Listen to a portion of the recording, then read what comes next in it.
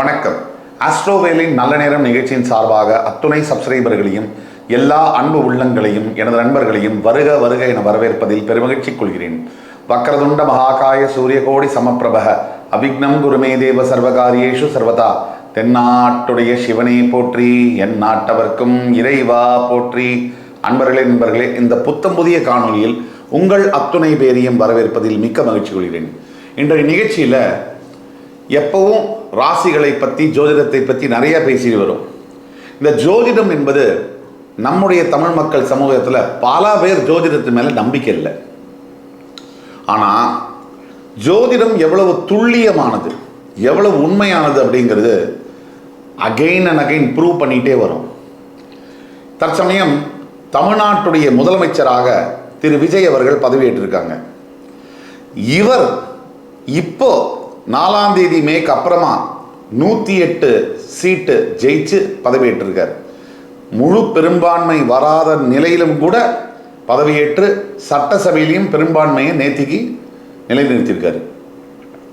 இந்த மாதிரி காலகட்டத்தில் இவர்தான் ஜெயிப்பார் அப்படின்னு நாம 7 மாதங்களுக்கு முன்னாடியே 8 மாதங்களுக்கு முன்னாடியே சொல்ல ஆரம்பித்தோம். இவர்தான் ஜெயிப்பார். குறிப்பாக பிப்ரவரி மாதம் 14ஆம் தேதி நம்முடைய சேனலில் இவரை பற்றிய ஒரு இன்டர்வியூவில் இவரை பற்றிய ஒரு பதிவு போட்டிருந்தோம். கண்டிப்பாக தாவேகா டிவிகே தான் ஜெயிப்பாங்க, பெருமளவு மிகப்பெரிய சக்தியாக உருவெடுப்பாருன்னு சொன்னோம். இந்த வார்த்தையை சொன்னோம். ஆக அது அப்படியே நடந்தது. இன்றைக்கு பொதுமக்கள் மத்தியில் இதை பற்றியும் இப்போ நடந்துக்கிட்டு வர அரசியல் நிகழ்வுகளை பற்றியும் பல கேள்விகள் இருக்கு. அதை உங்கள் சார்பாக என்கிட்ட வரக்கூடிய கேள்விகளுக்கான பதிலை தொகுத்து இந்த எபிசோட்ல நான் அதுக்கு பதிலளிக்க போறேன். வாங்க. இப்போ விஜய் ஜெயிப்பார்னு நீங்கள் பிப்ரவரிலே சொல்லியிருந்தீங்க. இப்போ இதை எதை வச்சு நீங்கள் எக்ஸாக்டாக அதை கணிச்சிங்க? இப்போ அவர் ஆட்சி பிடிச்சிட்டாரு, எல்லாத்தையும் நிரூபிச்சிட்டாரு, பெரிய லெவலில் வந்துட்டாரு. இப்போ இந்த ஒரு 4-5 மாதத்துக்கு முன்னாடியே நீங்கள் இதை கணிச்சிங்கன்னா இதை எதை வச்சு கணிச்சிங்க? அதாவது ரொம்ப அருமையான கேள்வி. ஜோதிடம் முக்காலத்தையும் அறிந்து கொள்வதற்கான ஒரு கலை. கடந்த காலம், நிகழ்காலம், எதிர்காலம். இங்க இருக்கக்கூடிய அத்தனை எக்ஸிட் போல் ரிசல்ட்ஸும் அவருக்கு எதிராக வர கிண்டலும் கேலியும் செய்ய பல லட்சக்கணக்கானது, ஏன் அவரே கூட அவர் ஜெயிப்பாருன்னு நம்பாத போது நாம அவர் ஜெயிப்பாருன்னு சொன்னோம். நம்முடைய சேனல்ல ஒரு இன்டர்வியூல சொன்னோம். சரியா 14ஆம் தேதி பிப்ரவரி அன்னைக்கு அந்த இன்டர்வியூ ஒளிபரப்பானது. ஆக எப்படி சொன்னோம்னா, அவருடைய ஜாதகம் கடக ராசி, மிகவும் வலுப்பெற்றிருக்கக்கூடிய அந்த ஜாதகத்தில் உள்ள கிரக அமைப்புகள் டெக்னிக்கலி போனா 10லேருந்து 15 காரணங்கள் சொல்லலாம். கிரகம் இப்படி இருந்தது, அப்படி இருந்ததுன்னு. கடகராசிக்கு அப்படின்னு பேசினோம்னா, இந்த கடகராசிக்கு மார்ச் 6ஆம் தேதி அன்று அஷ்டம சனி என்பது முடிவடைந்தது. இந்த கடகராசிக்கு எப்பவுமே ஒரு அமைப்பு உண்டு. காலத்தால் அழியாத புகழை பெறக்கூடியது கடகம். கடகம் சந்திரன் ஆட்சி பெறக்கூடிய ராசி. இவருடைய பிறப்பு ஜாதகத்தில் இருக்கக்கூடிய அமைப்புகள், தசாபுக்திகள், இந்த அஷ்டம சனி காலகட்டத்திலிருந்து அவர் வெளியே வரக்கூடிய அந்த நேரமானது அவருடன் போட்டி போடக்கூடிய முன்னாள் முதலமைச்சர், முன்னாள் துணை முதலமைச்சர் மற்றும் அதிமுகவினுடைய பொதுச் செயலாளர்கள், இவர்களுடைய ஜாதகத்தை எல்லாம் ஒப்பிட்டு பார்க்கும் பொழுது இவர்தான் ஜெயிப்பார். அதற்கு ஏற்றாப்பிலேயே எத்தனையோ மக்கள் அலை அவர் மேல தேடிட்டு வந்தாலும் இந்த கூட்டமெல்லாம் ஓட்டா மாறுமா அப்படின்னு சொன்னதை நம்ம காதால கேட்டோம். இந்த கூட்டம் ஓட்டா மாறினதையும் நம்ம பார்த்தோம். எப்பவுமே ஜோதிடத்திற்கும் பிரபஞ்சம் இயற்கைக்கும் நெருங்கிய தொடர்பு உண்டு. ஒரு மிகப்பெரிய சக்திகள், திமுக அதிமுக மிகப்பெரிய சக்திகள், இந்த சக்திகளை ஒரே கையில, இந்த ஏஆர் ரஹ்மான் 2 ஆஸ்கர் வாங்கிட்டு வந்தார் பாருங்க, அந்த மாதிரி ஒரே இதில் அப்படியே தூக்கி 2 பேரையும் தூக்கிட்டு இவர் முந்திக்கிட்டு வந்தாருன்னா 75 ஆண்டுகால கட்சி ஒன்று, 50 ஆண்டுகளுக்கும் மேற்பட்ட கட்சி ஒன்று, ரெண்டையும் 2 ஆண்டு காலம் கட்சியை தொடங்கி ஒருவர் வந்து தோக்கடிச்சிருக்கார் அப்படிங்கிறது வரலாற்று சாதனை. அந்த சாதனையை படைப்பதற்கான அத்துணை அம்சங்களும் அவருடைய ஜாதகத்தில் இருந்தது. இதைத்தான் அவருடைய ஜோதிடரான ரத்தன் பண்டிட் அவர்களும் அதை சொல்லியிருக்காரு ஏற்கனவே. இப்போ நேற்று அவர் முதலமைச்சராக அனௌன்ஸ் பண்ணிட்டாங்க. இப்போ இதுக்கப்புறம் இன்னொரு 6 மாதம் அவரோட நிலைப்பாடு எப்படி இருக்கும், இல்லை அவருக்கு இன்னும் கஷ்டங்கள் வரும்? ஏன்னா எல்லா சைட்லேருந்தும் அவரை போட்டு இப்போது நேற்று கூட சட்டசபையில் ஒரே தொடர்ச்சி எடுக்கிறாங்க. இப்போ இதெல்லாம் அவர் மீண்டும் வருவாரா? அதாவது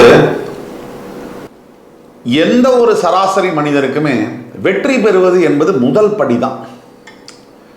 ஒரு 35% 40% பாஸ் மார்க் வாங்குற மாதிரி தான். அந்த வெற்றியை தக்க வைத்துக் கொள்வது அதுதான் மேட்டரு. இப்போ நம்ம பார்த்தோம்னா சட்டசபையில் நேத்திக்கு எதிர்க்கட்சி தலைவர் சனாதன தர்மத்தை ஒழிப்போம் அப்படின்னு சொல்லியிருக்காரு. சனாதனம்னா என்னன்னே அவருக்கு தெரியாது. சனாதன தர்மத்தை அவர் ஒழிக்கணும் அப்படின்னு சொல்லியிருக்காரு. ஆங்கிலத்தில் ஒரு வாசகம் உண்டு, சேரிட்டி பிகின்ஸ் அட் ஹோம் அப்படின்னு. முதல்ல அவரோட வீட்டில் அவர் சனாதனத்தை ஒழிக்கணும். அவர் வீடு பூரா சனாதனத்தை வச்சுட்டு சட்டசபையில் வந்து கண்ணாடியை போட்டுக்கிட்டு சனாதனம் ஒழியும்னா இது என்னங்க நியாயம்? தவிர சனாதனத்தை ஒழிக்க முற்பட்டவர்கள் பல மன்னர்கள், திப்பு சுல்தான் போன்ற பல அரசர்கள் இவரை விட 10,000 1,00,000 மடங்கு சக்தி வாய்ந்தவர்கள்லாம் பார்த்தாங்க. ஒன்றும் பண்ண முடியல. அது சனாதனம்னா அர்த்தமே நிரந்தரம்னு அர்த்தம். சனாதனம்னா சம்ஸ்கிருத வார்த்தைக்கு அர்த்தம் என்னன்னா நிரந்தரம்னு அர்த்தம், பர்மனன்ட்னு அர்த்தம். அதை அழிக்கவே முடியாது. இவர் சொல்றது எவ்வளோ வேடிக்கையாக இருக்குன்னா, மூச்சு காத்தையும் வானத்தையும் தண்ணீரையும் மலையையும் நெருப்பையும் நான் அழிச்சிடுவேன் அப்படின்னா அவர் ஏதாவது பிரச்சனையில் பேசுகிறாரா, இல்லை கேட்குற நாம ஏதாவது பிரச்சனையில் இருக்கோமான்னு கூட தெரியல. இன்னொரு விஷயம், இவர் ஜோதிடத்தெல்லாம் நம்பக்கூடாது, முதலமைச்சர் ஜோதிடரை வந்து அரசாங்க பதவியில் அமர்த்தினாரு, அது தப்பு அப்படின்னு சொன்னார். என் எதிர்கட்சியில் இருக்கிறவங்களாம் ஜோதிடமே பார்க்கலையா? பார்க்கறது இல்லையா? திமுகவில் இருக்கிறவங்களாம் ஜோதிடமே பார்க்கறது இல்லையா? அத்தனை பேரும் பார்க்குறாங்க, அத்தனை பேரும் பார்க்குறாங்க. அதனால அப்படியே சொல்லியிருந்தா கூட நம்ம முதலமைச்சர் வந்து அவருடைய ஜோதிடரான ரத்தன் பண்டிட்ட அந்த அரசு பதவியிலிருந்து நீக்கினது தவறுன்னு நான் சொல்லுவேன். ஏன்னா அது ஜோதிடர்களை அவமதிப்பதற்காகும். எல்லாத்துக்கும் ஜோதிடம் வேண்டும். ஜெயிப்பேனா எலெக்ஷன்ல அதுக்கு ஜோதிடம் வேணும், தோப்பேனா எலெக்ஷன்ல அதுக்கு ஜோதிடம் வேணும், கல்யாணம் பண்ணணுமா ஜோதிடம் வேணும், குழந்தை பிறக்கணுமா ஜோதிடம் வேணும்.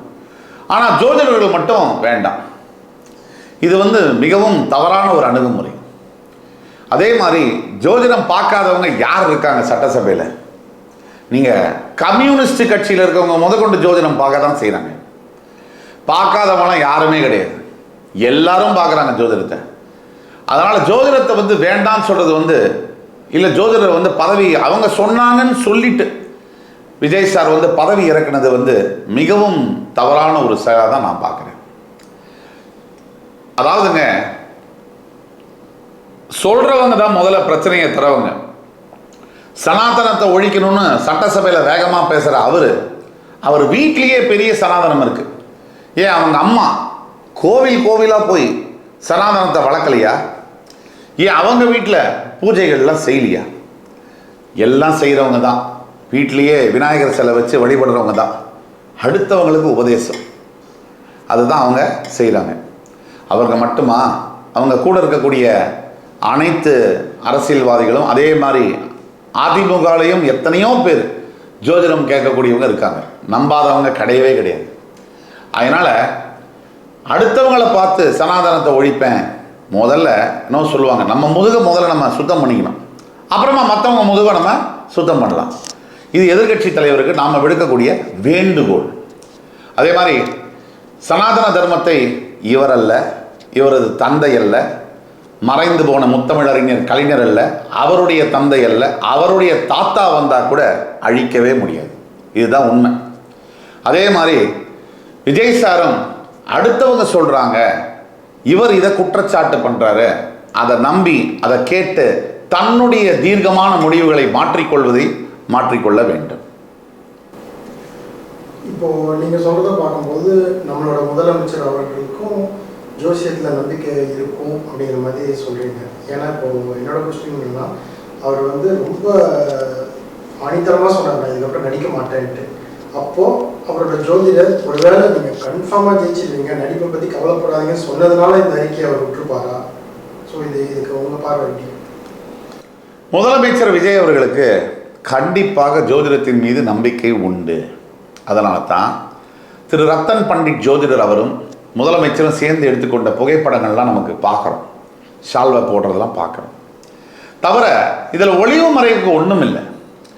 யார் ஒருத்தர் மறைவாங்க அப்படின்னா, மடியில் கனம் இருந்தால் தான் வழியில் பயம் இருக்கும். நம்ம முதலமைச்சருக்கு அது கிடையாது. அவருக்கு மடியிலையும் கனம் இல்லை, வழியிலையும் பயம் இல்லை. முதலமைச்சருடைய அடுத்த 6 மாதம் காலம் அல்லது 1 ஆண்டு மிகவும் சவால்கள் நிறைந்த ஆண்டாகத்தான் இருக்கும். ஆனால் உண்மை என்னன்னா, இவர் எல்லா சவாலையும் முறியடிப்பார். நீங்கள் வேணா பாருங்க. அவருக்கு எதுவும் தெரியாதுன்னு சொல்லி சொல்றவங்களுக்கு எதுவும் தெரியல, அவருக்கு எல்லாம் தெரியதான் செய்யுது. அதனால அவருடைய கால்குலேஷன்ஸ்ல பல நல்ல மக்கள் திட்டங்களை அறிவிப்பார். தைரியத்தோடு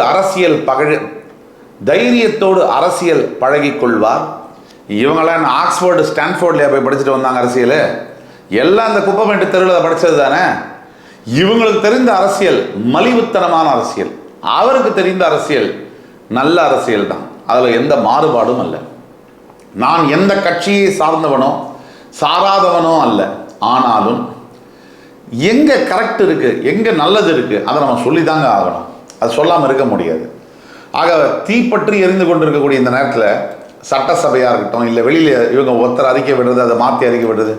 நேற்றுக்கு கூட எதிர்கட்சி தலைவர் சொல்லியிருக்காரு, முதலமைச்சர் அங்கேயே சட்டசபையில் பதில் சொல்லியிருக்கலாம், வீட்டுக்கு போய் பதில் சொன்னாருன்னு. அதையத்தான் நாங்களும் சொல்கிறோம். நீங்கள் சட்டசபையில் சனாதனத்தை ஒழிப்புன்றதுக்கு முன்னாடியே வீட்டில் ஒழிச்சிருக்கலாமே. அங்கிருந்தானே கிளம்புறீங்க. இவரால் சட்டசபையிலேருந்து தான் வீட்டுக்கு போகிறாரு. அதனால் முதல்ல நீங்கள் உங்களோட இதை பாருங்கள், மற்றவங்க இதெல்லாம் தன்னாலேயே சரியாகும். அதே மாதிரி கண்டிப்பாக ஜோதிடத்தின் மீது நம்பிக்கை உள்ள முதலமைச்சர், ஜோதிடம் என்பது இன்னவிட்டபிள்னு சொல்லுவோம், பிரிக்கவே முடியாது. இப்போ நீங்களே முதலமைச்சர் பிரதமராக இருந்தாலும் உங்களையும் ஜோதிடத்தையும் பிரிக்கவே முடியாது. எவ்வளோ சக்தி வாய்ந்தவராக நீங்கள் இருக்கலாம், கிரகம், நேரம், காலம் இதற்கு கட்டுப்பட்டவர் தான் நீங்கள். மைக்கு கிடைச்ச உடனே கண்ணா பின்னான்னு வாய்க்கு வந்தபடி பேசுறதுங்கிறது புத்திசாலித்தனம் அல்ல, அது ஒரு முட்டாள்தனம். அதனால் கண்டிப்பாக முதல்வர் ஜோதிடத்தின் அடிப்படையில் அடுத்த 6 மாத காலம் 1 ஆண்டு காலம் தீபாவளி பட்டாசு மாதிரி சும்மா சரவெடியாக வெடிப்பார், நல்லதை செய்வார், மக்களிடையே அழியா புகழையும் பெறுவார். அவர் சர்ச்சுக்கும் போனார், தர்காவுக்கும் போனார், ஜோதிடர் மேலே நம்பிக்கை இருக்கிற மாதிரியும் சொல்றீங்க. ஸோ இது பார்க்கும்போது குழப்பமாகவும் இருக்குது. ஸோ இதை எப்படி புரிஞ்சுக்கிறது நாங்கள்? அதாவது தேர்தல் ரிசல்ட் வர்றதுக்கு முன்னாடி திருச்செந்தூரும் போனார், கிறிஸ்தவ ஆலயங்களுக்கும் போனார், இஸ்லாமிய ஆலயங்களுக்கும் போனார். இதில் ஒன்றும் வேறுபாடு இல்லை. அதாவது நாம் பேசுகிற எந்த மொழியாக இருந்தாலும் எதிராளிக்கு புரியணும், அதுதான் நம்மளோட நோக்கம். ஆக இறைவன் யாராக இருந்தான்னு போகிற பாதை தர்மத்தின் பாதையாக இருக்க வேண்டும். அதை தான் நம்ம எல்லாரும் பார்க்குறோம், எல்லாரும் சொல்கிறோம். ஆக முதல்வர் விஜயை பொறுத்த வரைக்கும் எம்மதமும் சம்மதம் என்ற கொள்கையை பின்பற்றுபவர். இங்கே இருக்கக்கூடியவங்களுக்கெல்லாம் பயம். ஆனால் 75 வருஷம் ஒரு கட்சியை நடத்தியிருக்கோம், பூத்து லெவலில் ஏஜென்ட் வச்சுருக்கோம். இன்றைக்கி தாவேகா ஆள் ஃபோன் பண்ணாங்கன்னா 5 பேர் இல்லை 50 பேர் பூத்துக்கு வராங்க வெறும் 10 நிமிஷத்துக்குள்ள. அதை கண்டு நடுக்கும், வேற ஒன்றுமே இல்லை. இப்போ இருக்கக்கூடிய முதல்வர் விஜய் சிறப்பான ஆட்சியை தருவார், மக்களுக்கான விடியலை தருவார். அதில் அவருக்கு கொஞ்சம் ஈஸியாக செய்ய முடியாது. பல்லாயிரக்கணக்கான சவால்கள் இருக்கும். எதிர்கட்சிகள்கிட்ட இருக்கும், சென்ட்ரல்லேருந்து இருக்கும், எல்லா தரப்புலேருந்தும் இருக்கும். அரசியல் இது ரத்த பூமின்னு சொல்கிற மாதிரி இதில் வந்தாச்சு, அதை ஃபேஸ் பண்ணி தான் ஆகணும். ஃபேஸ் பண்ணுவார், அத்தனையும் தாண்டி ஜெயிப்பார். இப்போ இந்த எபிசோட்ல தற்சமய தமிழகத்தின் முதல்வர் விஜய் பற்றிய அவருடைய ஜோதிடம் சம்பந்தப்பட்ட கேள்விகள், அதே மாதிரி அவருக்கான அடுத்த 6 மாதங்கள் 1 ஆண்டு காலத்திற்கான ஜோதிட பலன்கள்லாம் பார்த்தோம். தற்சமயம் இந்த எபிசோடு உங்களுக்கு பிடிச்சிருக்குன்னு நம்புறேன். இதே மாதிரி வேறொரு தருணத்தில் உங்கள் அத்துணை பேரையும் சந்திக்கும் வரை உங்களிடமிருந்து விடைபெறுவது உங்கள் சுபாஷ் பாலகிருஷ்ணன். நன்றி, வணக்கம், வாழ்க வளமுடன்.